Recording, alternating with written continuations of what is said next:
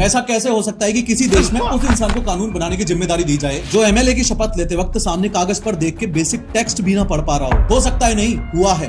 Welcome to India. हाल ही में बिहार असेंबली का एक नया सेशन शुरू हुआ जहां न्यूली इलेक्टेड एमएलए को शपथ लेनी थी। वहां जेडीयू की एमएलए विभा देवी जो नवादा सीट से जीती हैं, जब माइक पर शपथ लेने आई तो वो सिंपल हिंदी के वर्ड्स तक ढंग से नहीं पढ़ पाई। मैं विधानसभा के सदस्य निर्वाचित हुई हूँ।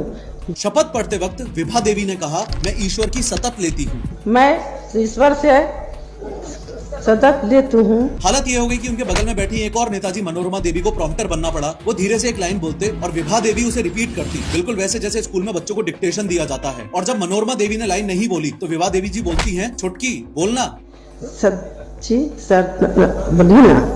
अब देखो, यूं तो हंसने की 100 बातें हैं, तुम इस पे मीम बना लो, मजाक उड़ा लो, कुछ भी करो, पर मैं चाहता हूं कि तुम इस बात की गंभीरता को भी समझो कि अपने देश में हर दूसरे नेता की यही हालत है। इस देश में एक चपरासी की नौकरी करने के लिए 10th पास होना जरूरी है, लेकिन पूरा स्टेट या देश चलाने के लिए पढ़ा लिखा होना जरूरी नहीं है। आज भी नेता अपने देश में चुनाव सिर्फ इस बात पर जीत जाते हैं कि वो कास्ट पॉलिटिक्स और दबंगई के दम पर कितने वोट्स इन्फ्लुएंस कर सकते हैं। ये नेता लोग जो मेरे लिए बजट और कानून डिसाइड करेंगे, अगर ये खुद की शपथ तक ढंग से नहीं पढ़ सकते तो मैं कैसे मान लूं कि ये कानून को ढंग से पढ़ पाएंगे, समझ पाएंगे और आम जनता के वेलफेयर को दिमाग में रखते हुए उसे इंप्लीमेंट कर पाएंगे। दिक्कत 10वीं या 12वीं पास होने की नहीं है, दिक्कत लैक ऑफ साइंटिफिक टेम्परामेंट और अनएजुकेटेड होने की है।